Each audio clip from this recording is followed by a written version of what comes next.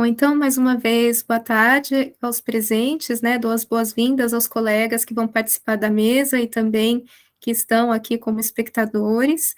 Eu sou a Fernanda Almeida, vou dar início à mesa de comunicações, cujo título é Cinema e Formas de Vida, e que será composta por 3 colegas: o Eduardo Gutierrez de Souza, que vai falar a comunicação, cujo título é Terror como Experiência do Racismo, Realismo Fantástico e a produção recente do cinema negro norte-americano.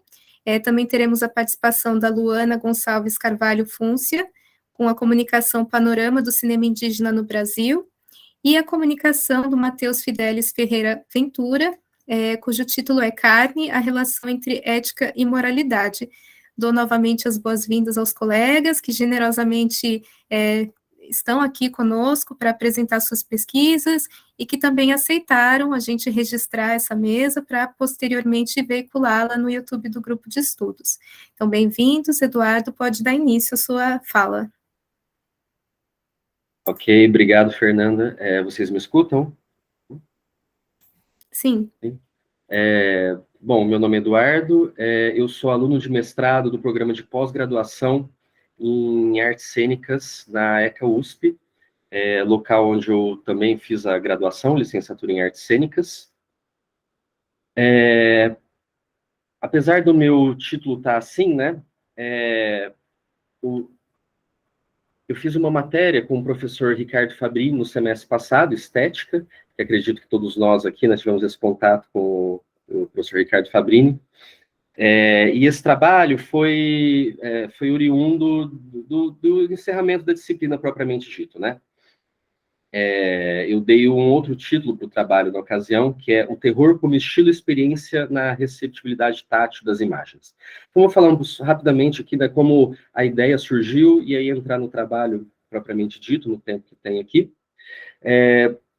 Acho que todo mundo aqui que passou pelas aulas do professor Ricardo Fabrini, né, fica bastante chocado com a vastidão de materiais, de referências que ele traz, né, é bastante impactante, né, a gente conversa com os colegas, fala assim, meu Deus, o que eu vou escrever sobre? Então, já vou voltar um pouco nesse assunto. Na ocasião da graduação, eu tive contato com a obra de arte na era de sua reprodutibilidade técnica, um texto que acho que transcende áreas de conhecimento, né, do Walter Benjamin, onde ele vai basicamente enaltecer ali a aurora do cinema. E o que me chama a atenção desse texto é a seção onde ele vai fazer um contraponto da ideia de recepção ótica e recepção tátil.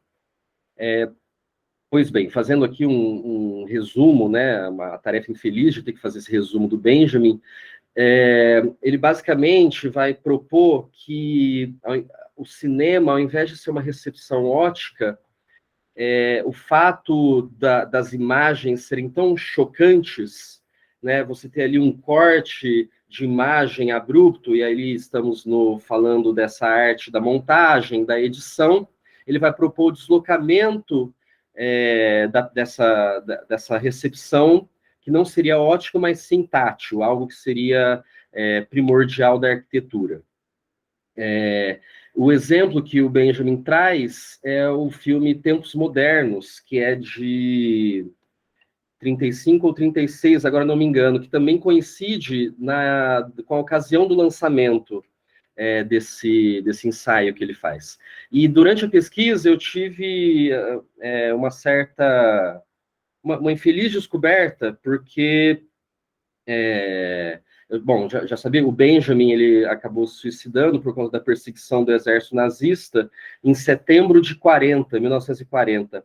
Em outubro de 1940, o Chaplin teria lançado o seu filme seguinte, que foi O Grande Ditador, seu primeiro filme falado, e um filme bastante icônico ali, né, porque ele joga na cara do Hitler a semelhança que ele tinha da personagem do Vagabundo, com o bigodinho, fazendo ali uma crítica e uma sátira com o ditador Adenoid Hippo.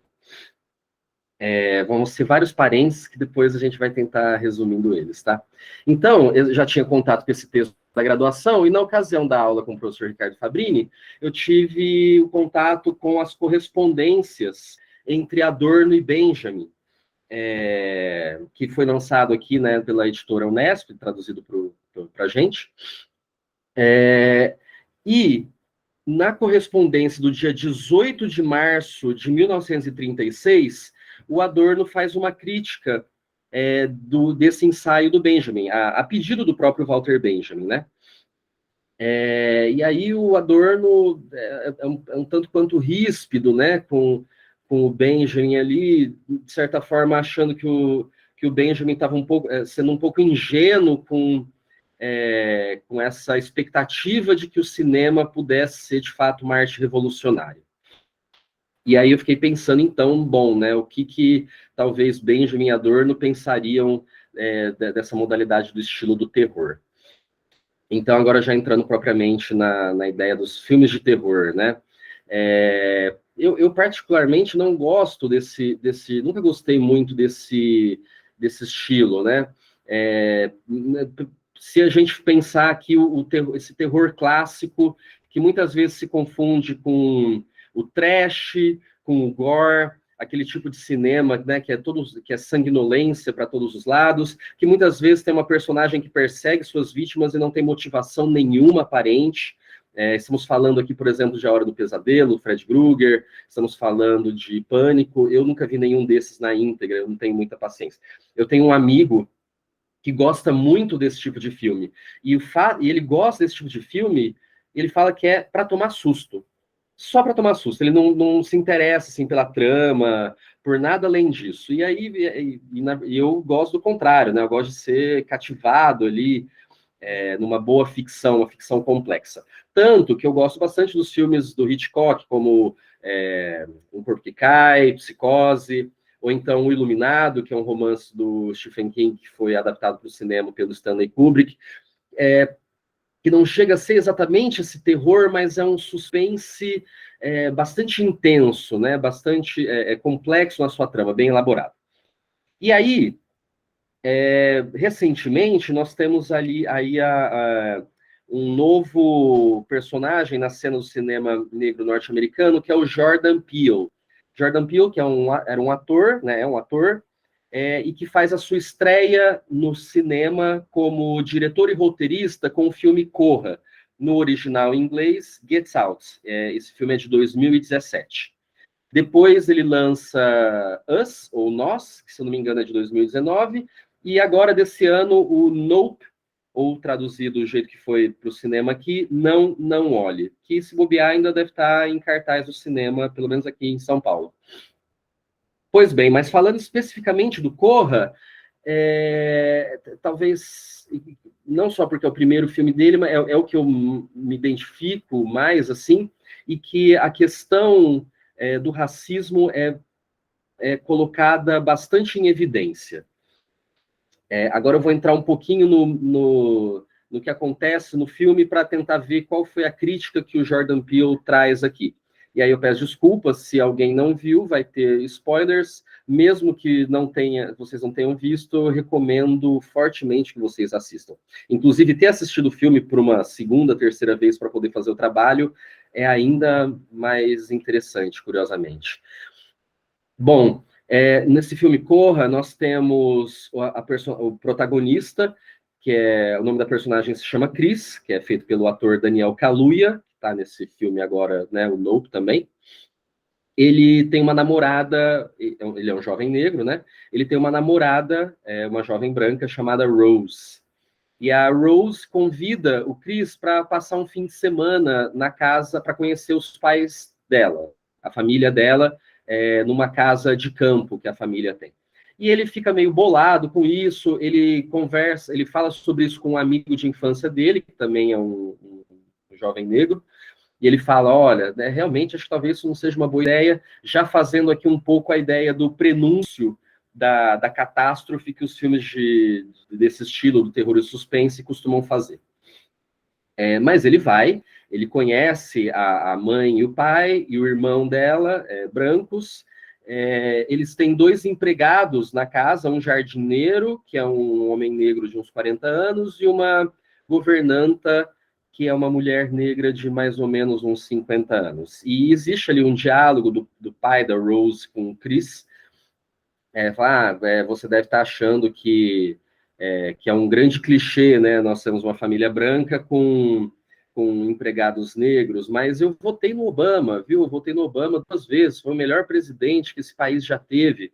Então, tem ali toda uma circunstância, não só do que seria explícito do racismo, mas esses micro-racismos cotidianos que aparentemente seriam inofensivos, né? À medida que a trama vai seguindo, e é muito interessante que nós, enquanto espectadores, estamos colados na perspectiva do Chris, né? Tudo que a gente vai descobrindo com o filme, a gente vai descobrindo junto com a personagem. Então, isso vai criando ali a dimensão do suspense e do terror que a gente está acostumado a ver nesse estilo de filme. Revela-se que a família da Rose tem um negócio. Esse negócio consiste, e aí vem o dado de realismo fantástico, ficção científica, fantasia, um pouco fora ali do parâmetro da realidade que nós temos, que é a família da Rose, ela faz uma espécie de leilão com pessoas ricas, em sua maioria brancas, interessadas em adquirir o corpo, um novo corpo. Então, você pega a mente de uma pessoa e você implanta no corpo dessa outra pessoa. Por vários motivos que tem lá no filme, mas principalmente você pensar a ideia de você refutar a própria mortalidade. Então, você ali um corpo decrépito, eu posso continuar vivendo num outro corpo, controlando aquele outro corpo, fazendo aí uma espécie de paralelo com o retrato de Dorian Gray, do Oscar Wilde. Quando o Chris, então, descobre toda a trama, está rendido, ele conversa com a pessoa que vai tomar conta do corpo dele, que é um dono de uma galeria cego, então ele quer poder enxergar, e aí o Chris pergunta para ele, né, por que pessoas negras? E ao que ele responde, olha, eu particularmente, eu sou cego, eu não ligo para isso, mas qual é o pulo do gato aqui que o Jordan Peele faz, né? E aqui é a crítica dele, que não está enunciada no filme, mas que a gente repara, né? Corpos negros seriam mais assimilavelmente, seria mais fácil assimilar o desaparecimento desses corpos negros do que corpos brancos. Isso não só nos Estados Unidos, isso acontece também, infelizmente, aqui no Brasil também. Então, a gente descobre, por exemplo, que aquele jardineiro negro é o avô da Rose, que ia morrer e aí foi implantado no corpo daquele cara. A governanta negra é a avó da Rose. Então, todos esses corpos negros seriam dispensáveis, porque aí eles vão desaparecer, né, do seu convívio, e isso despertaria menos suspeitas. E aqui eu acho que é uma das críticas que o Jordan Peele faz. E aí, para finalizar, né, da parte do filme, o Chris, ele escapa dessa situação do seu... ele mata os seus carcereiros, e aí a gente está num momento da ficção em que a gente torce por isso, né, esse momento de revide, e a última pessoa que ele está ali tendo um embate para matar é a Rose, a própria namorada, que utilizava essa estratégia de ter namorados e namoradas negros e negras. O Chris, em um momento da trama, descobre que o corpo daquele jardineiro e da governanta eram namorado e namorado da Rose na época. O irmão dela utilizava uma outra técnica, que era a técnica da força física mesmo, ele simplesmente sequestrava essas pessoas. E quando ele está lá ele mata ela, a Rose, o Chris mata a Rose, a gente vê uma luz vermelha e azul, assim, um barulho de sirene de polícia, de carro de polícia. E eu assisti esse filme no cinema, toda a plateia, e eu, inclusive, tivemos uma reação parecida, de ter uma reação corporal, do tipo assim, né? Ou então, nossa, ai, não, e agora? Porque, acho que né? Quem iria acreditar no Chris contando essa história, que aparentemente seria absurda, né? E o segundo fato, acho que vem aí, talvez um pouco mais da experiência de corpos negros que passam efetivamente pelo racismo, aonde nós sabemos que a letalidade policial, tanto nos Estados Unidos como no Brasil, é muito maior para com corpos negros e negras do que corpos brancos. Então, acho que ali é uma imagem muito bem construída pelo Jordan Peele, que gera uma angústia em quem está assistindo, porque vai imaginar que o Chris vai ser morto ali na hora, ou vai ser preso e ninguém vai acreditar nele e vai ter que responder por todos aqueles assassinatos. E aí o final feliz que o Jordan Peele nos dá é que quem sai daquele carro é o amigo do Chris. Lembra que eu falei lá que ele tinha um amigo negro? Ele era segurança do aeroporto, então ele tem um carro nesse estilo ali policial. E aí nós temos uma espécie de final feliz. Estou olhando aqui o tempo. Então,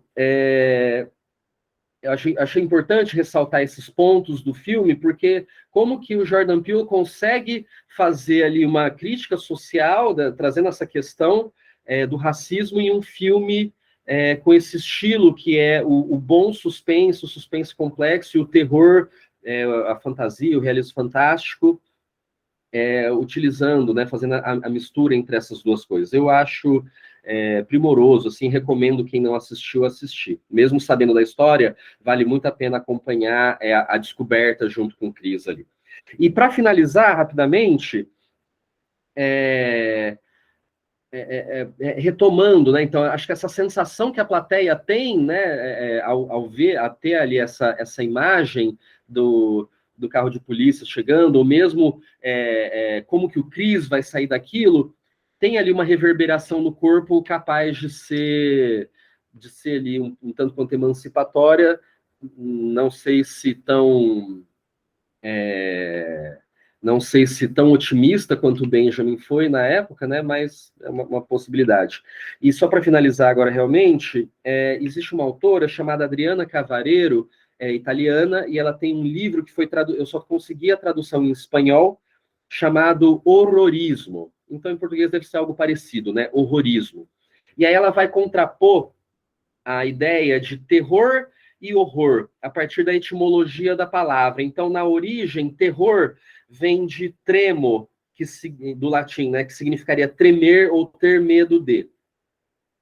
Ou então, do mesmo latino, terreo, que significaria espantar-se ou fugir. Então, percebam que terror está ligado a uma ideia de movimento ali, né? Diante de uma ameaça à minha vida, ou eu luto, ou eu vou para o embate, ou eu fujo, mas ainda assim implica uma ideia de movimento. Já horror, não. Horror viria remonta à palavra latina horreo, e a palavra do grego clássico, friso, que significa que é um pouco a sensação do arrepio que nós temos na nuca, do eriçar dos pelos da nuca, quando a gente sente frio ou está numa brisa, assim, e a ideia do frio que seria congelante, paralisante. Ela vai falar, por exemplo, da experiência que pais e mães em zonas de guerra, de conflito, precisam reconhecer o corpos de suas filhas e filhos, não só mortos, mas mutilados, ou então decepados. Então, imagina como deve ser essa experiência para uma mãe e um pai reconhecer o corpo do filho, da filha, sem a cabeça. E que ela fala que isso seria uma experiência paralisante. E aí ela vai fazer uma analogia, por exemplo, com o mito da Medusa, né? Que tem o olhar seria segundo o mito, seria uma experiência tão horrorizante que as pessoas ficariam paralisadas diante daquilo. Então, essa dualidade, esse oposto ali, né? Terror e horror. Bom, eu acho que é isso. Espero que não tenha sido muito confuso. Recomendo assistir o Corra e todos os filmes do Jordan Peele. Muito obrigado pela atenção, pela paciência. É isso. Obrigado. Obrigada, Eduardo. Eu reforço o seu convite, né, para que todos assistam esses filmes, porque de fato eles são muito bons. Convido, então, agora o Matheus para iniciar a sua comunicação.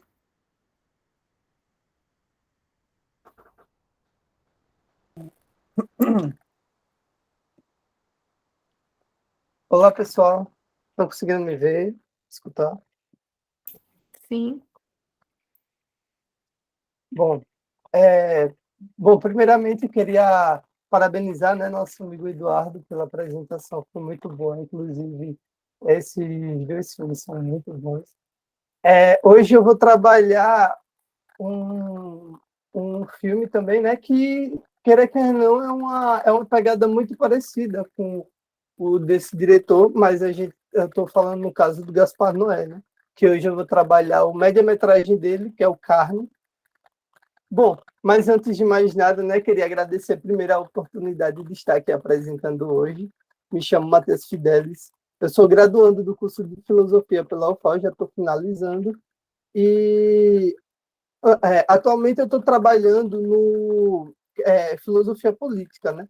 Mas quando eu iniciei a graduação em Filosofia, eu eu participei muito de grupos de cinema e de filosofia estética. E aí eu fiz esse artigo, e aí eu, como teve a oportunidade de apresentar filosofia estética, eu queria poder apresentar esse artigo para vocês, que eu acho muito interessante. Bom, eu vou falar um pouco sobre Carne, né? Carne não é um filme fácil de ser digerido. Esse média-metragem ele foi dirigido pelo cineasta Gaspar Noé em 1991, na França. Bom, o média-metragem, eu não sei se vocês já assistiram, mas ele é bem pesado, né? Então, assim, como o nosso amigo Eduardo fez, eu vou acabar também dando spoiler, porque é necessário, mas eu acho que é bem interessante vocês assistirem, porque ele é muito, muito, muito reflexivo. Assim, e principalmente quando você pega essas questões que eu vou falar aqui um pouco. Bom, o média-metragem, ele conta a história de um açougueiro de carne, de cavalo, que mora no subúrbio de Paris e vive com sua filha chamada Cíntia. Bom, sua filha aparentemente possui algum tipo de deficiência para se comunicar, possivelmente por algum distúrbio que ela possa ter, ou algum transtorno, no caso. Bom, após a sua primeira menstruação, Cíntia se assusta e vai para o trabalho de seu pai. E a caminho do trabalho dele, ela acaba tendo um sentimento de nostalgia, após passar por um brinquedo que ela costumava brincar quando era criança. Bom, enquanto estava lá, um estranho tentou se aproveitar dela, levando a garota para um terreno de construção, onde tentou assediá-la. Só que, por sorte, um conhecido do açougueiro a reconheceu e levou para seu pai. Quando o conhecido chegou no trabalho do açougueiro, e contando tudo o que tinha visto, o açougueiro reparou no sangue na roupa da Cíntia e pegou uma faca e foi atrás de um homem que teria estuprado a sua filha. Bom, chegando no local, havia um homem sentado, que possivelmente era alguém que trabalhava na construção. O açougueiro chega no local e o esfaqueia e o espanca. Só que o homem que foi espancado e esfaqueado, na verdade, não era a mesma pessoa que ele achava que era.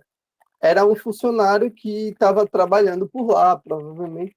E com o ocorrido, o açougueiro ele foi preso, o que culminou na perda da guarda de sua filha, do seu estabelecimento e de sua casa.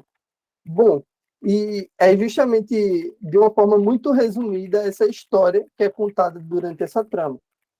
Bom, após assistir o filme de Gaspar Noé e ler o livro As Virtudes Morais, do autor Marcos Engano, podemos perceber uma proximidade que acontece de uma forma não premeditada em relação aos conceitos apresentados por Marcos Engano em sua obra e a trama analisada, que no caso seria o média-metragem Carne.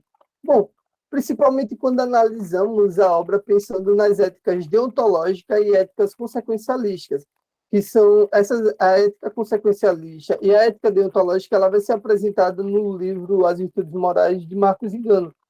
E os conceitos expostos pelo Marcos Engano estão atrelados à moral e seus limites, tanto a ética e seus paradoxos, e também são questões que nos fazem refletir sobre esses conceitos, né? Por exemplo, um grande questionamento que a gente pode fazer é: será que existem atos bons e atos ruins, né?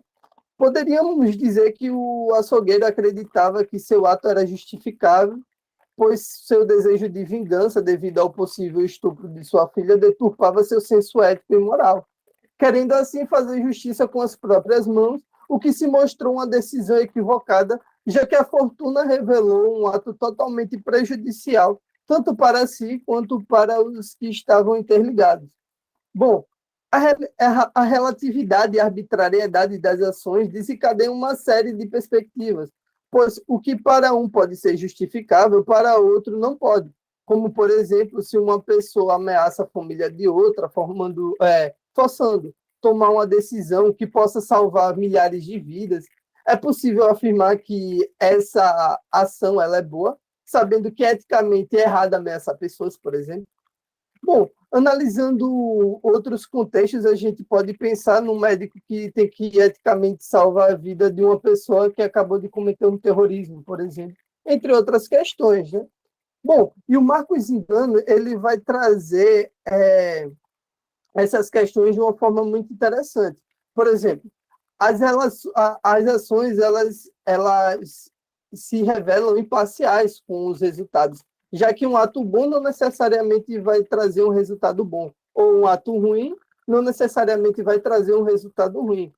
Bom, pensando na ética deontológica, Marcos Zingano vai descrevê-la como uma ética que insiste na ideia de deveres que podem ser determinados previamente, sendo que esses agentes morais precisam ser aplicados em todas as situações que se encontram. Em outras palavras, a ética deontológica é vista como um princípio moral. Por exemplo, os princípios religiosos, como budistas, hinduístas, cristãos, entre outros, né, que a gente sabe que tem, onde já existe já é estabelecido uma moral a partir do princípio, como, por exemplo, não matar, não roubar. E tais éticas, e essa ética deontológica, ela é estabelecida por Immanuel Kant, né? Que temos como uma principal referência dessa ética dos princípios morais. Já a ética das consequências, ou ética consequencialista, ou ética teleológica também, ela é descrita por Marcos Zingano como um contraste da primeira que foi mencionada. É a ética que procura a valorização das consequências de ação, ou seja, a finalidade é a felicidade de um número maior de pessoas envolvidas, e temos como principal referência John Stuart Mill. Mas em ambas podemos perceber que existem paradoxos em relação à ação e o resultado da ação. E para que a gente possa compreender melhor, eu vou utilizar um paradoxo mostrado pelo próprio Marcos Zingano no livro As Virtudes Morais. Bom, a polícia bate na sua porta porque está querendo prender uma pessoa. Você sabe onde essa pessoa está e ela, na verdade, está sendo procurada injustamente. Se você age com a ética deontológica, você não pode mentir. Você teria que falar a verdade. Porque na ética deontológica, o certo seria seguir os princípios morais. Ou seja, mentir é errado, não posso mentir. Então, esse paradoxo, ele faz com que, beleza, é uma ação boa e uma ação ruim.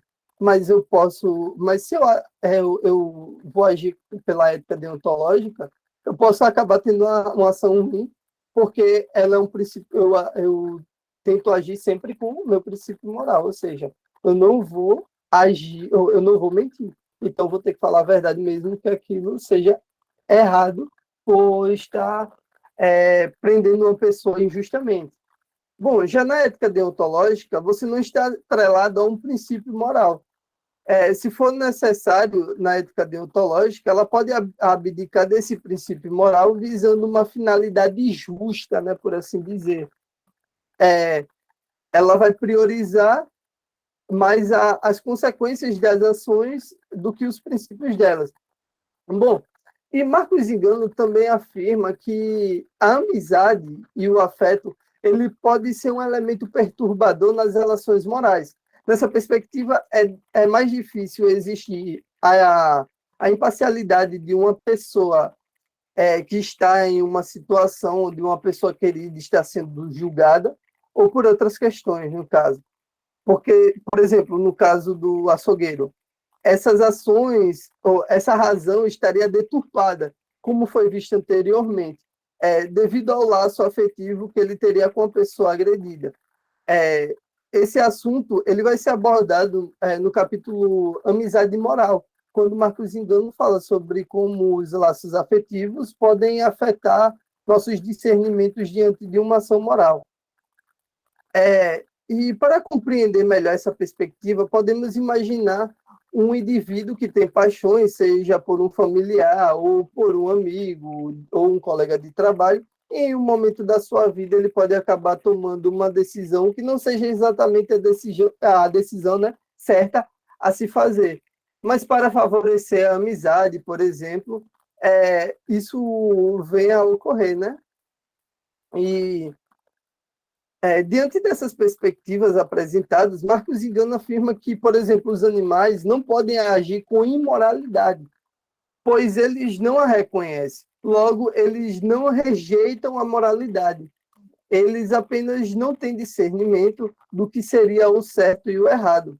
E o mesmo iria valer para uma pessoa que perdeu a sua razão. Sua eventual crueldade não é a rejeição dos limites, pois ela não consegue reconhecer esses limites, ficando assim em uma região apresentada por Marcos Engano como uma região não moral. Bom, para concluir, o açougueiro, por sua vez, quando viu sua filha com sangue, ele perdeu sua razão naquele momento, pois estava em um momento de insanidade devido ao ocorrido. E sua ação, poderíamos chegar a uma conclusão de que ela não foi uma atitude baseada em uma moralidade. Ela foi uma ação além da região moral, no caso. Caracterizando como um ato que Marcos Engano apresenta em seu livro como amoral. Ou seja, naquele determinado momento, o açougueiro não teria um discernimento para reconhecer tais morais e éticas, no caso, devido ao estado de insanidade com todo o ocorrido. Bom, a ideia era mostrar as éticas apresentadas por Marcos Engano, né, para fazer mais uma explanação e correlacionar com esse média-metragem do Gaspar Noé. Bom, eu espero que tenham gostado, né? Muito obrigado pela atenção. E é isso, fico aqui para qualquer crítica, qualquer consideração. Muito obrigado. Nós que agradecemos, Matheus. Como vocês já sabem, né, a Luana está com problemas de conexão, ela me enviou agora o áudio que ela gravou, e aí talvez eu demore um pouquinho aqui, deixa eu ver se eu consigo abrir no Drive para tocar para a gente. Só um instante, por gentileza.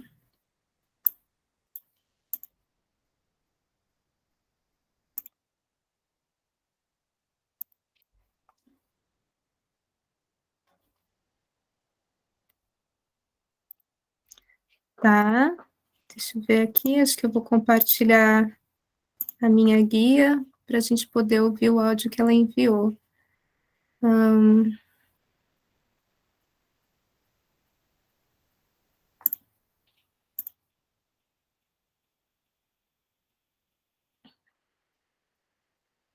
Vocês estão vendo a minha tela, né? Meu compartilhamento de tela? Sim. Tá, então eu vou dar play para a gente poder ouvir. Olá, boa tarde, colegas do nosso colóquio de Estética Contemporânea.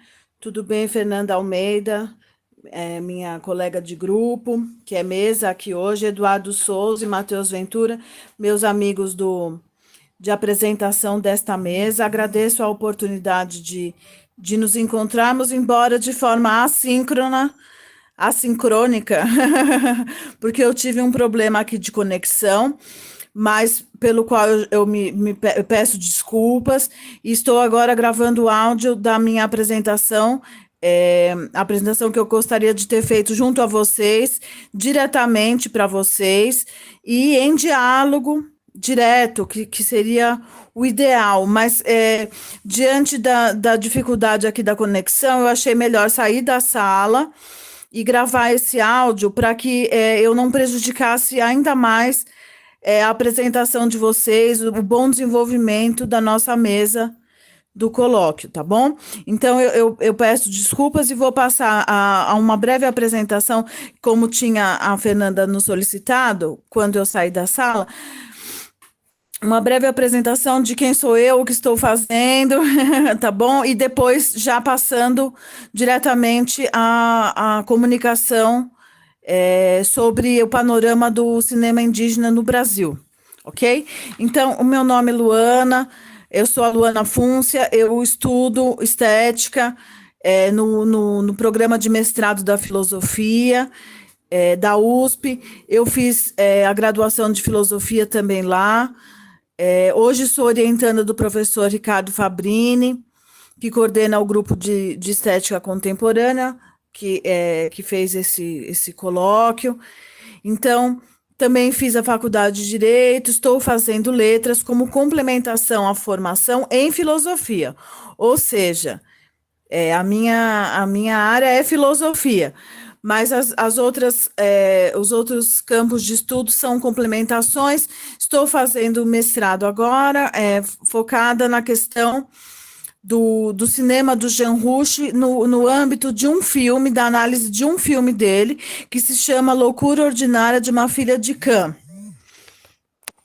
Então, esse filme que eu estou analisando é um pouco diferente dos outros filmes do Jean Rouch, porque tem uma questão mais voltada para a loucura e não da etnografia em solo africano, que é a maior parte dos filmes a que ele se propôs a filmar. Então, já saindo desse campo da apresentação de quem sou eu, brevemente, que é uma pergunta, afinal de contas, muito complexa de ser respondida, quem sou eu? Mas desculpem pelo tom de brincadeira, para tornar um pouco mais leves as coisas em um momento tão complicado, não é mesmo? Então, vou passar a minha apresentação. Infelizmente, não pude assistir a apresentação dos colegas, como eu disse, de forma síncrona, mas se a apresentação da mesa toda vai ficar gravada, poderemos dialogar de forma mediada pela internet, certo? Então, vamos lá. Em primeiro lugar, eu vou falar, a minha apresentação vai ter 3 pontos sobre a questão do cinema indígena, começando. Então, o primeiro ponto vai ser uma contextualização do meu interesse pelo tema do cinema indígena. Uma nota mais metodológica. Depois eu vou falar um pouco, e tudo isso dentro dos 15 minutos, com essa adequação, certo? Ao nosso quesito temporal. Depois eu vou falar rapidamente sobre o livro Despertar de Tudo, do David Graeber e David Wengrow, que está aí na chave do dia das discussões sobre o pensamento decolonial, sobre as possibilidades de uma nova compreensão da história da humanidade. Em terceiro lugar, então, vou passar ao que eu me propus inicialmente na comunicação, que é esse panorama do cinema indígena no Brasil, também trazendo alguns, 2, pelo menos, filmes do cinema latino-americano, e dando ênfase rapidamente no que seja possível dentro desse enxuto tempo, falar também sobre uma questão, pontuar uma questão sobre o Serras da Desordem, do Andrea Tonati, que é um filme muito interessante sobre o cinema indígena, ok? Então, vamos lá. Ponto 1. O meu interesse aqui pelo cinema indígena, ele surgiu no ano de 2006, mas dá para situar nesse contexto, em que eu trabalhava como pesquisadora para a Secretaria Especial dos Direitos Humanos do Governo Federal, certo? Então, naquele momento, eu era uma pesquisadora de graduação no âmbito da Faculdade de Direito ainda digo porque eu já expliquei a minha trajetória, né? Então, eu fazia direito, e nesse campo da pesquisa de direitos humanos, o objetivo era mapear para proteger defensores de direitos humanos ameaçados de morte. Agora não vem ao caso explicar mais detalhes da pesquisa, que era de fato muito interessante, mas o que eu queria mencionar é que eu fiz 2 viagens que foram marcantes para esse interesse pelo cinema indígena. Agora, uma nota metodológica. Por que eu estou fazendo essa justificação do ponto singular de incidência do meu interesse pelo tema? Porque quando a gente faz uma pesquisa em filosofia, talvez seja muito difícil situar aquela questão da reprodutibilidade, do que pode ser que outra pessoa encontrasse como resultado para a mesma pesquisa, que é, na verdade, um requisito para as outras ciências, né? Então, eu estou tentando reproduzir aqui para a filosofia, para o âmbito da filosofia, aquilo que em ciência é a metodologia da escolha do objeto de pesquisa, para que a pessoa que parta do mesmo ponto de início chegue possivelmente a resultados semelhantes. Então, é por isso que eu estou explicando quando na minha história pessoal surgiu esse entrecruzamento com o tema do cinema indígena. Então, bom, em primeiro lugar, quando eu fiz uma viagem, então, aí em 2007, em 2006 iniciou a pesquisa, essa pesquisa para a qual eu trabalhava. Em 2007, eu fiz uma viagem para o Acre, e em Rio Branco existe uma biblioteca da floresta, que tem um acervo muito interessante, e nele eu tive contato, nesse acervo, com os livros da Mostra Vídeo nas Aldeias, que eu tenho aqui, mas não vou poder mostrar porque estou sem vídeo, né? O projeto Vídeo nas Aldeias é muito interessante, ele está sob coordenação do Vincent Carelli, que é um cineasta também, além de coordenador do projeto, e ele tem como objetivo formar os indígenas para o olhar de si próprios como cineastas, um registro etnográfico não feito por um estranho, por um observador participante, para utilizar o termo da antropologia, né? Mas pelo próprio membro da aldeia indígena, como um registro de uma alteridade, mas uma alteridade menos distanciada. Então, vejam, esse projeto Vídeo nas Aldeias tem esse interesse pelo registro do indígena pelo próprio indígena. Não é uma coisa que tenha uma mediação pelo branco, embora, claro, isso em algum grau exista, porque existe uma câmera, existe uma mediação. Mas o que eu quero dizer é que o cineasta não é um branco que vai fazer um projeto e vai, com muitas mediações, fazer esse registro etnográfico. Não. Nesse projeto coordenado pelo Vincent Carelli, os cineastas são os próprios indígenas. Então, esse foi o meu primeiro contato com o Vídeo nas Aldeias. E depois, a caminho de Canarana, em 2008, que fica no norte do Mato Grosso, então eu fiz uma viagem de ônibus, saindo de Brasília rumo a Canarana, que é no norte do Mato Grosso, como eu disse, em um ônibus da aviação Chavante. Olha que curioso o nome da aviação, é o nome da empresa de ônibus. E nessa televisão, de dentro do ônibus, passavam constantemente filmes do projeto Vídeo nas Aldeias. O que foi muito interessante, porque eu pude assistir ao material. Porque uma coisa, naquele momento ainda não era tão simples ter acesso a esse material com o YouTube, essa disponibilização. Então, ali foi um primeiro contato com os próprios vídeos. Nós estamos falando em 2008. Então, isso foi muito interessante. Foram umas 20 horas de vídeo disponibilizado ali, de material desse projeto Vídeo nas Aldeias.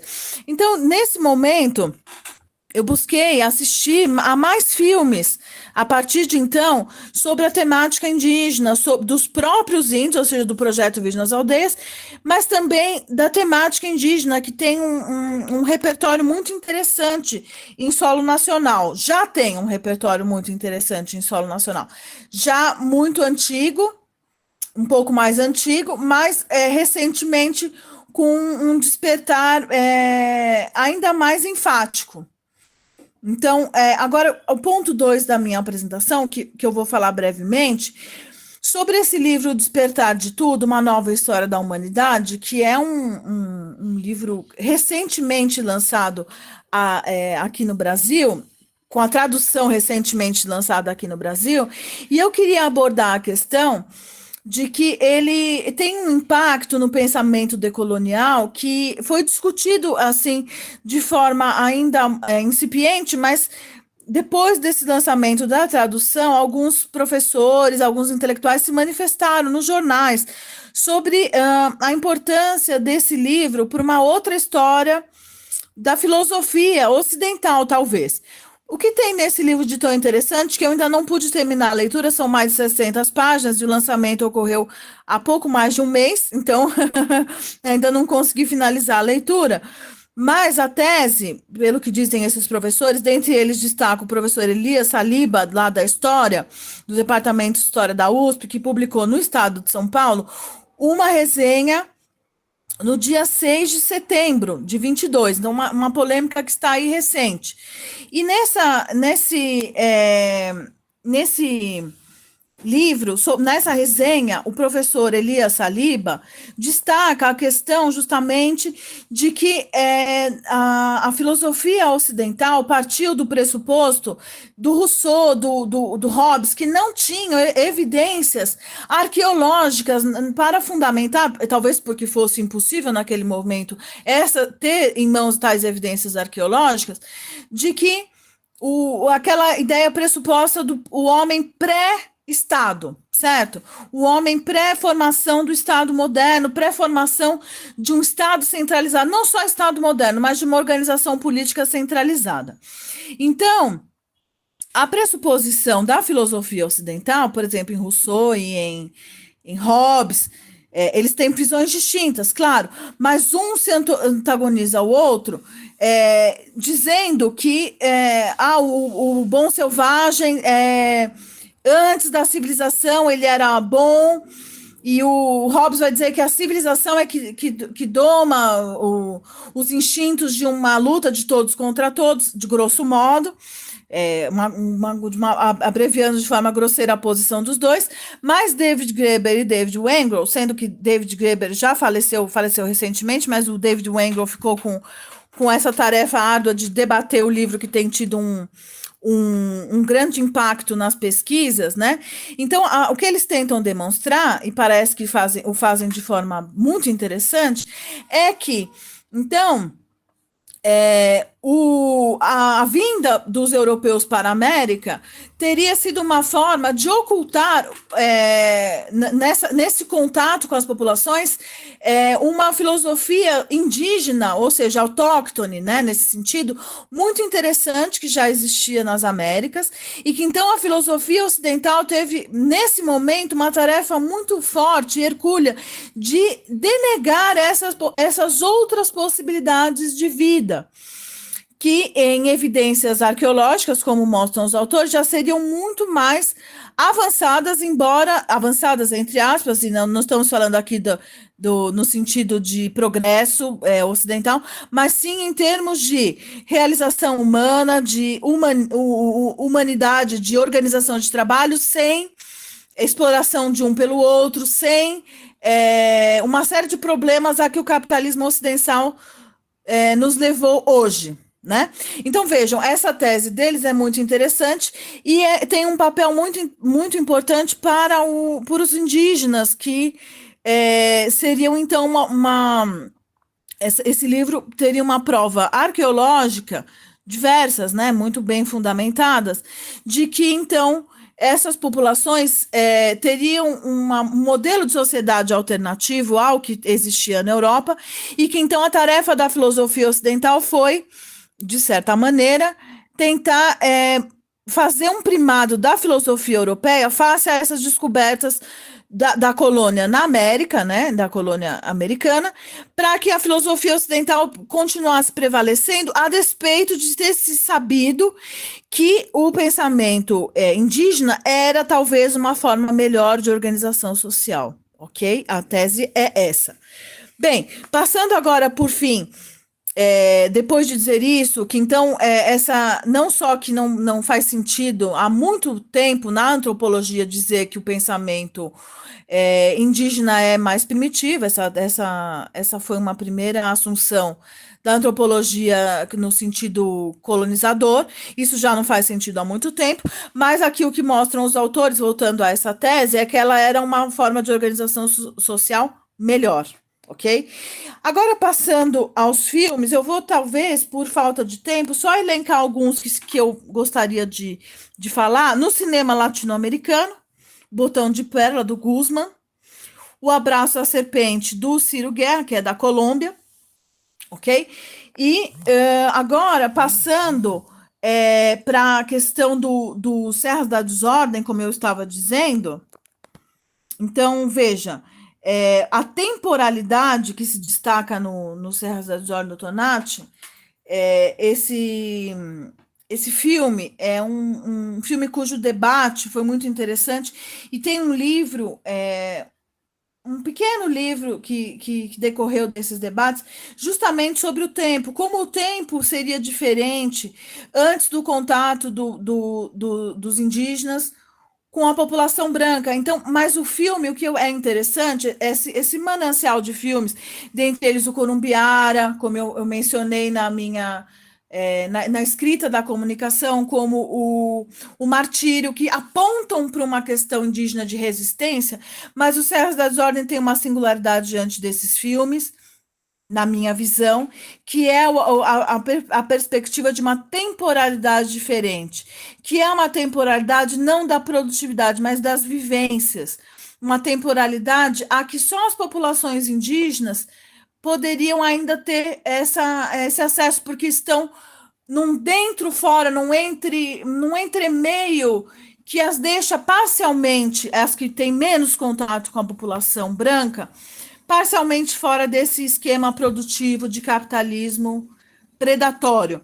Então, existe ainda no filme uma população ainda com pouco contato, ou quase nenhum, nesse filme do Andrea Tonati, chamado Serras da Desordem, e vale a pena perceber essa temporalidade outra que o filme traz, que é uma possibilidade de percepção de que existem outras maneiras, ou existiram, ou podem existir, ou no sentido, se existiram nas populações indígenas, ou podem existir no sentido de que o futuro da humanidade pode ser ainda repensado em outros termos, pode ser reorganizado, e isso poderia, essa outra temporalidade poderia emergir numa outra organização possível. Então, é isso que eu queria dizer na minha comunicação.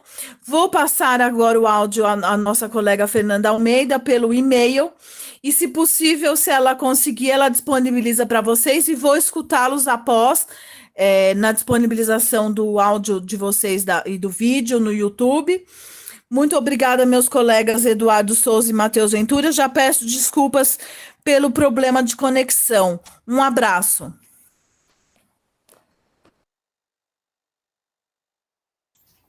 Bom, então, a gente agradece a Luana também pela apresentação, né? A gente tem, na medida do possível, que contornar as dificuldades técnicas, isso faz parte. Eu gostaria de abrir o debate.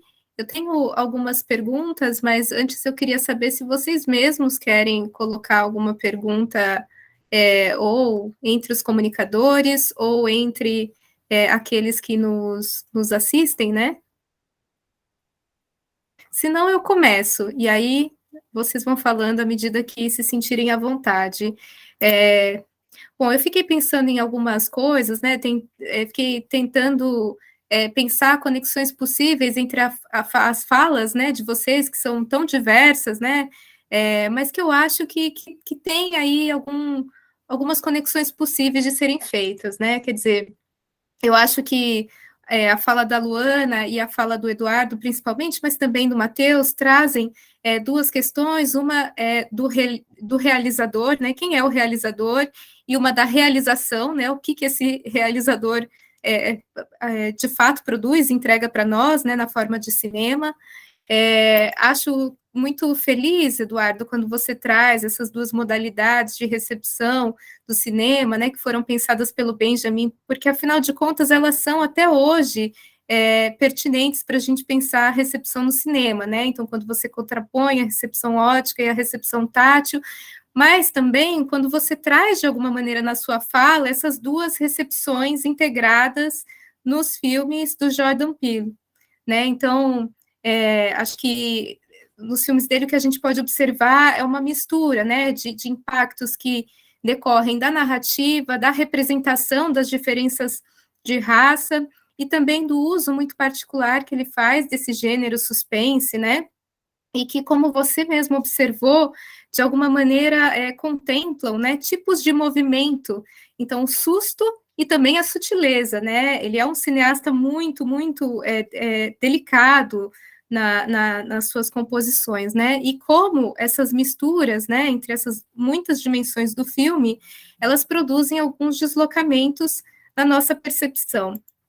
O que me saltou também aos olhos, aí vendo uma conexão possível entre as apresentações de vocês, Eduardo e Matheus, tem a ver também com como a violência aparece no cinema, né?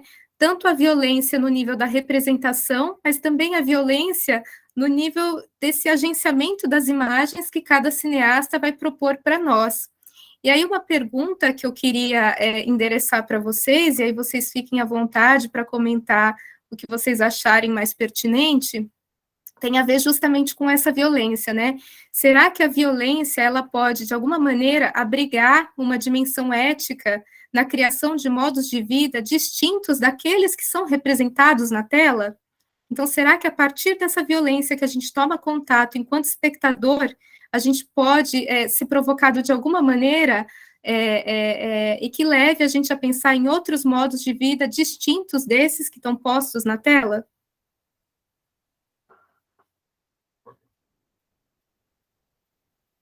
Amigo Eduardo, se você quiser começar, pode começar, já que você foi a primeira comunicação. A prioridade é sua.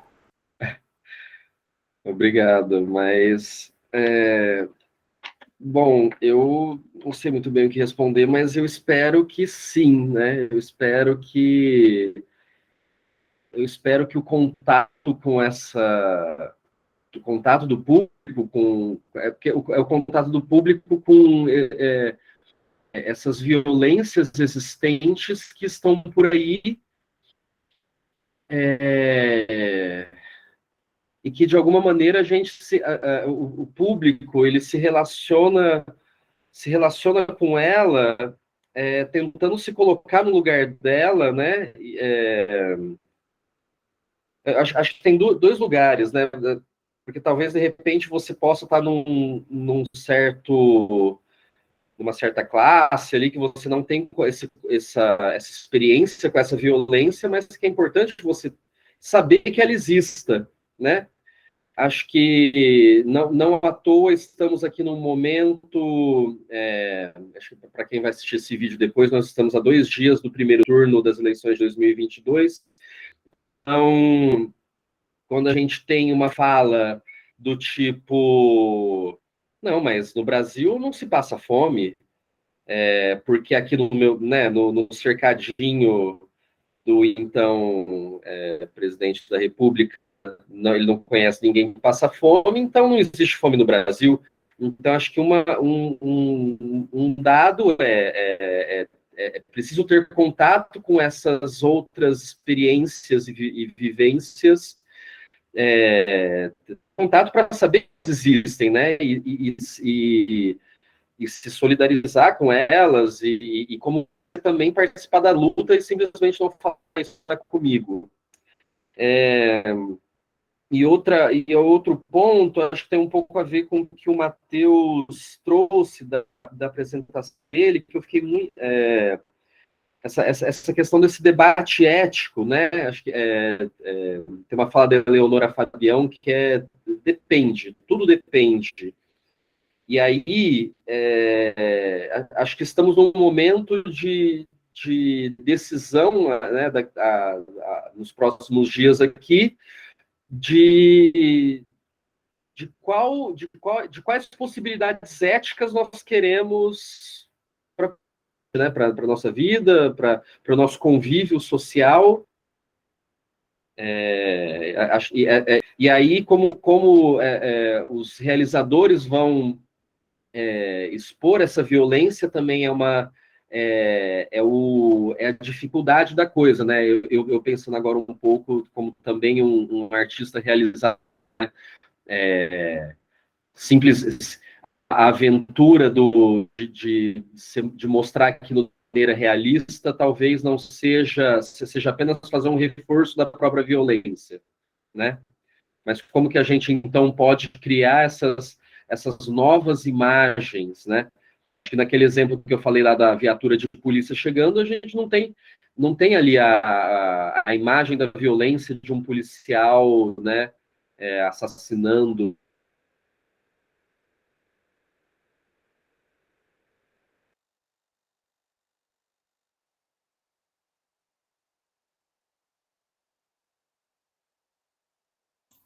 Você concluiu? Ah, tá. Então, Matheus, se você quiser comentar. Bom, o amigo Eduardo, ele conseguiu explanar de uma forma muito interessante mesmo. Então, vou fazer mais um gancho em relação a isso, porque de fato, a violência, ela existe, ela está acontecendo, ela vai acontecer e ela acontece desde sempre.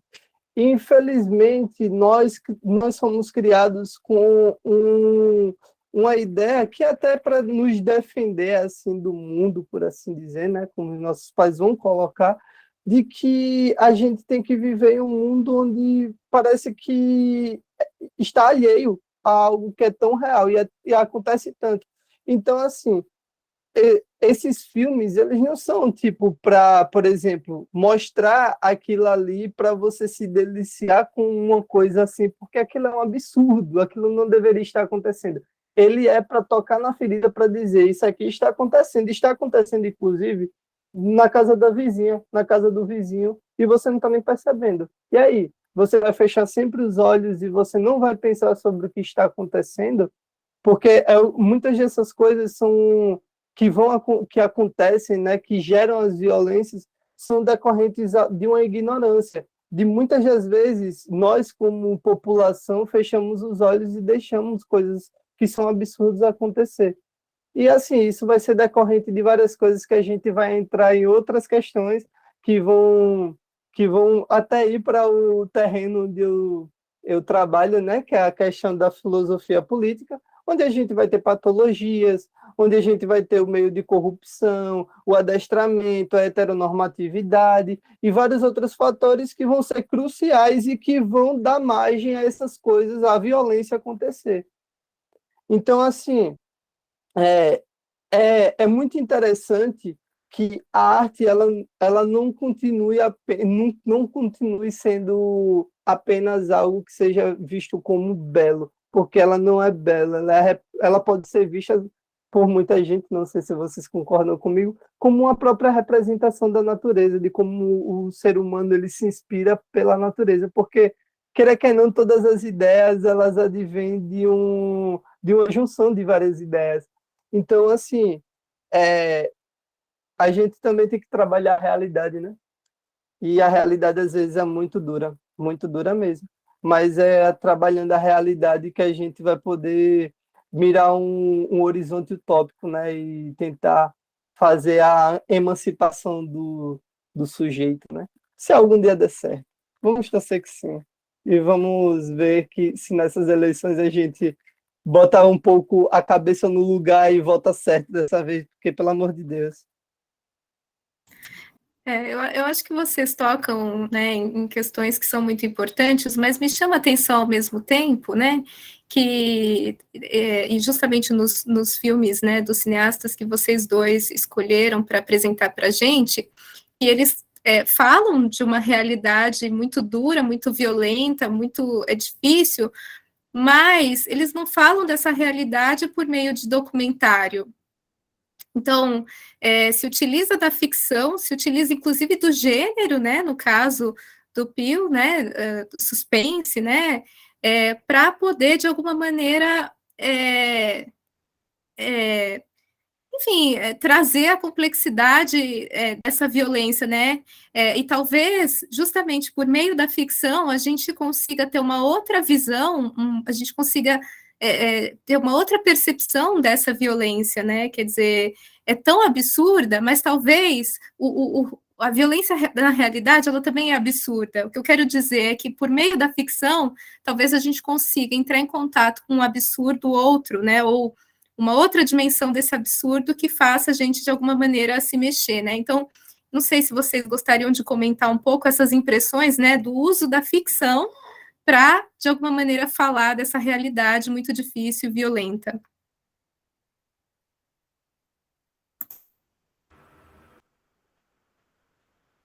Bom, posso, se você quiser ir, Matheus, mas posso começar também. Eu acho, à medida que você foi falando, né, Fer, eu participei, antes da graduação, estava numa escola, que é a SP Escola de Teatro, eu estudei direção lá, e na época dividiam-se os módulos, e aí o módulo que eu entrei era o módulo realismo, né, um período ali da literatura, do teatro, né, e a gente, e acho que tinha um grande debate ali, né, de será que a gente está conseguindo fazer a coisa realista mesmo, né? O que é realismo? Muitas vezes, e aí, às vezes rolava assim, umas brincadeiras entre os aprendizes ali, de repente ver situações na rua, no cotidiano, e de falar assim, olha lá, ó, a gente está tão preocupado em querer fazer uma cena que seja mais assim palpável no espectro realista que a gente imagina do que seja o realismo, e aí na vida cotidiana acontece um evento que é tão absurdo e a gente fala assim, não, se eu pegar esse evento absurdo e colocar em cena, não vai passar como realista, né? Essa ficção não é realista, essa ficção é absurda, ela está para além da realidade. E muitas vezes não, né? Muitas vezes a gente também, falando um pouco enquanto criadores, a gente segura a mão achando que vai ser muito absurdo, e não, acho que existem muitos absurdos no mundo por aí, e acho que principalmente como a gente pôde presenciar nos últimos anos aqui no Brasil com esse movimento do bolsonarismo, então com o Trump nos Estados Unidos, assim, são falas, né, que você fala assim, meu Deus, não é possível que a pessoa seja trabalhada nesse paradigma, é surreal, surreal, não pode usar essa palavra no seminário de estética porque significa outra coisa. Não sei, me perdi um pouco, eu acho, mas eu acho que é importante, acho que a ficção ir cada vez mais além, né? Porque as possibilidades estão aí, e acho que é muito importante a gente conhecer cada vez mais histórias diferentes, modos de vivência diferentes, como a Luana trouxe aqui, né? Eu fiquei muito curioso, anotei não só os filmes que ela falou, mas aqui o Carne eu não conhecia, não cheguei a assistir. E acho que o cinema tem essa potência de justamente mostrar possibilidades de vida e de experiência muito diferentes da nossa. Para quem mora em São Paulo, logo mais agora em outubro começa a mostra de cinema, né? E tem tanto filme em cartaz, eu fico lá tentando acompanhar, lendo sinopses, e chega no fim das contas, eu não dou conta, e eu fico frustrado, e eu simplesmente acho que vai ser esse mesmo aqui. E aí você se surpreende com um filme que é feito num país, num contexto social muito diferente aqui do nosso, e muitas vezes tem pontos de contato, porque você se coloca muitas vezes ali na situação do que aquelas personagens estão vivendo, e fala, como que eu reagiria a isso, né? Ou qual que é o contexto que eu posso vir a reagir. Recentemente está passando aqui umas notícias daquelas manifestações no Irã, né, da jovem que foi assassinada pela polícia moral, e está um pouco difícil acompanhar as notícias, né, porque o Irã está cortando aí a comunicação, Então, como que é se imaginar nesse contexto que para nós parece ser uma coisa tão absurda, né? Já passamos por, ou não, né? Estamos ali com uma certa moral neopentecostal encostada aqui na nossa, né, como encosto mesmo.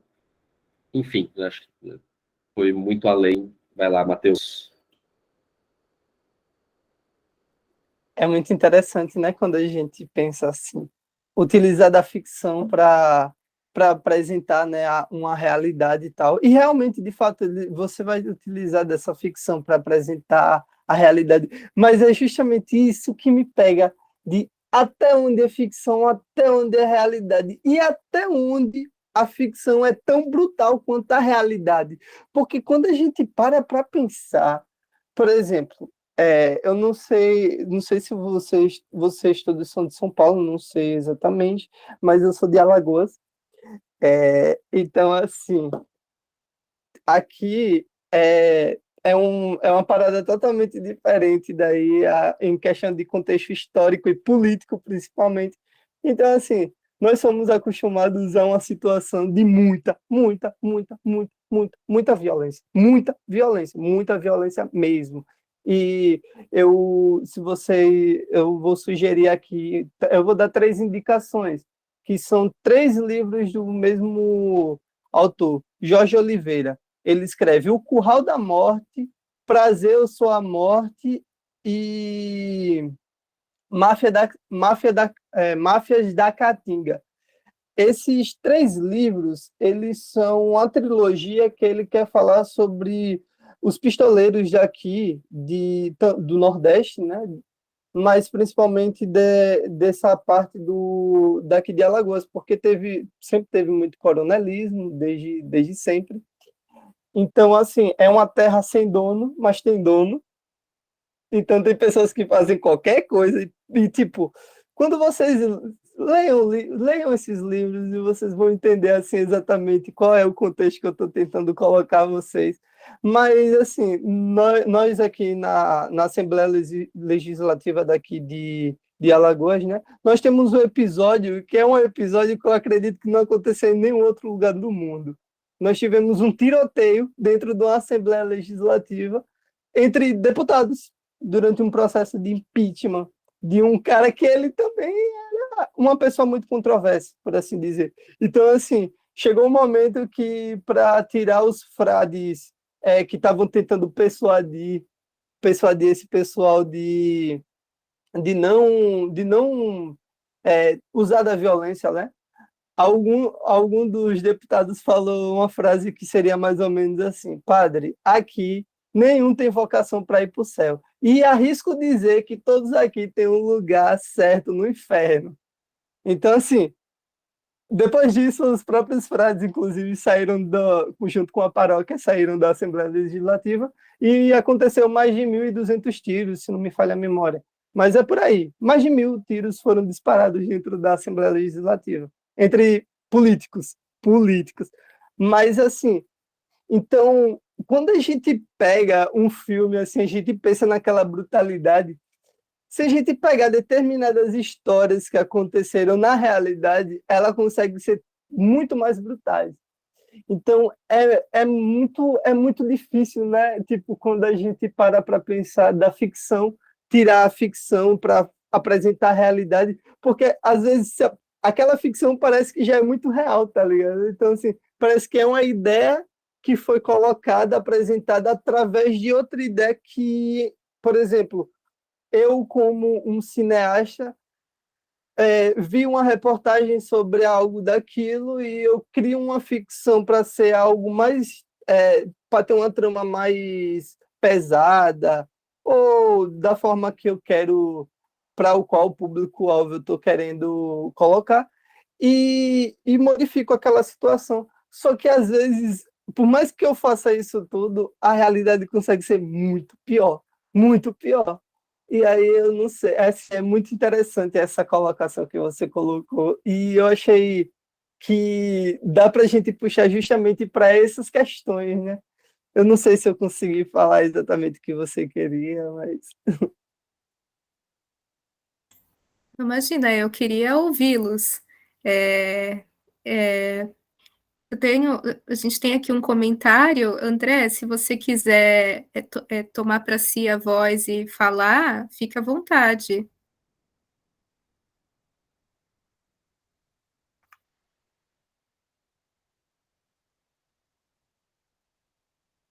Não sei se ele pode também, né? Às vezes, não pode, tá? Mas só para registrar, né? Ele diz que esse assunto surgiu, né, em um outro encontro, né? O quanto uma fotografia de guerra pode ser mais violenta do que uma pintura. Enfim, acho que são muitas linguagens distintas, né, para de alguma maneira não só representar, mas evocar uma série de problemas pelos quais a gente passa, né, e tem que enfrentar na nossa realidade. Mas o que eu acho que talvez eu gostaria de ressaltar é que a ficção ela também pode ser esse lugar, não para a criação de fatos alternativos e essa bobagem toda, né, que a gente tem que enfrentar cotidianamente, mas como uma forma, de alguma maneira, despertar sensações violentas ou delicadas e que ajudem a gente a imaginar outros mundos possíveis, né? Então, eu acho que a ficção, embora a gente tenha, né, que lidar com essa realidade muito, muito violenta, muitas vezes, né, e que às vezes falte imaginação para sequer pensar, né, na violência que outras pessoas vivenciam cotidianamente, eu acho que é essa ficção que possibilita que a gente imagine esses outros mundos, né, outros mundos melhores, inclusive, né, e acho que esse é o momento de tentar criar frestas para a gente respirar e quem sabe aí ter um Brasil um pouco melhor nos próximos anos, né? Vocês querem comentar mais alguma coisa?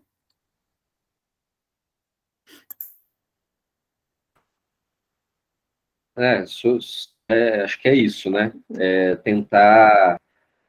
Acho que o que é importante dessa, né, ou da ficção, ou mesmo algo que seja mais pro lado do documentário, a fotografia, é despertar para outras possibilidades, né, de imaginários, porque não dá para continuar não dá para continuar com empobrecidos desse imaginário, né, empobrecidos de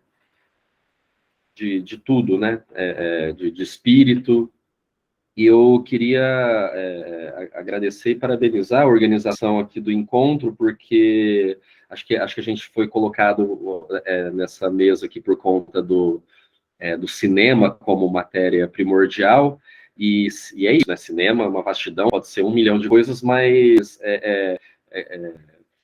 acho que eu fui o primeiro aqui, e depois eu fiquei muito surpreso de ouvir os filmes e a temática e o modo de trabalho, como os colegas aqui, Matheus e Luana, estavam trabalhando e pesquisando esses filmes que eu não vi, já anotei aqui, já vai ficar na minha listinha, e que, acho que seja ficção ou não, estamos tentando pensar novos imaginários, porque desse jeito não está sendo possível, né? E muito obrigado a você também, Fernanda, pela condução.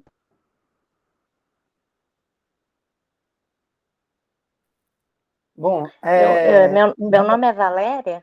Oi, Matheus, desculpa. não, Pode pode falar. continuar, pode falar. Fale, você ainda não falou. Meu nome é Valéria, eu sou de Uberlândia. Eu fiz filosofia aqui na Universidade Federal. E eu estou no celular e aí eu não estou digitando, então espero que vocês estejam me ouvindo, né? Queria agradecer as referências que vocês deram sobre os filmes, porque alguns eu não assisti, também já anotei aqui. E em relação ao vídeo na aldeia, eu assisti todos os 5, são 5 filmes que os índios aprendem, né, a filmar seu próprio cotidiano para poder contar para nós brancos, né, ou pretos, a sua realidade que vivem no meio da aldeia, né. Então, assim, eu fiquei pensando o quanto que a arte e a própria filosofia nos ajuda nesse sentido de fazer essa reflexão do nosso cotidiano, do que a gente faz, do que a gente pensa, do como que a gente está agindo, né? Qual é a nossa moralidade, os nossos valores, né? De uma maneira que a arte, às vezes, quem não está muito atenado, ela pode nos possibilitar esse estímulo para essa reflexão, né, da vida, né, do que a gente está fazendo, das coisas, o que o homem faz, né. Então, eu adoro filme, tal, cinema, então achei muito interessante, e aí esses mundos possíveis, né, do Leibniz, né, as mônadas do Leibniz, né, me dá isso. Então, o quanto que a arte pode possibilitar esses outros mundos, mesmo que ele seja tão real, né, às vezes, né, representado nessas obras, mas que faz a gente refletir e tentar outras possibilidades, né. Eu queria agradecer, muito obrigada. Obrigada pelo comentário, Valéria. Você quer comentar agora, Matheus? Pronto. Então, em relação a isso, eu queria mais finalizar mesmo com uma consideração. Primeiro, eu queria agradecer de novo a oportunidade, né, de estar participando aqui com vocês. Queria agradecer o Eduardo, você também, Fernanda, o Eduardo pela explanação, a Laura também pela explanação dela, foram muito boas, muito enriquecedoras, também me fazem pensar novos horizontes para imaginar tanto esses filmes como outros, né? Então, assim, são muito legais ter novas referências. É, Você foi uma mediadora muito boa, agradeço bastante. E é isso mais mesmo que eu queria falar. A arte ela é algo muito importante mesmo, e ela utiliza-se de várias ferramentas que às vezes para trazer a catarse, né? A gente vai passar por uma experiência que às vezes não é tão boa, mas que no final a gente pode refleti-las. Então é isso. Muito obrigado. Bom, então eu agradeço mais uma vez aos participantes, né, Eduardo, Matheus, Luana, agradeço nossos espectadores, que, embora sejam poucos, foram participativos, então acho que ficamos felizes, né, com essas participações.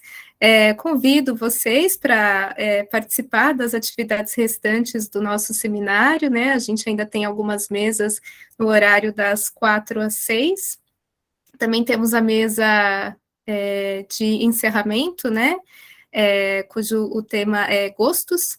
E para quem não pôde estar presente, né, não pôde acompanhar a programação ao vivo, todos os vídeos vão ficar registrados no YouTube. Então, muito obrigada e até mais. Obrigado, Ok, até. obrigada. Prazer. Obrigado. Tchau.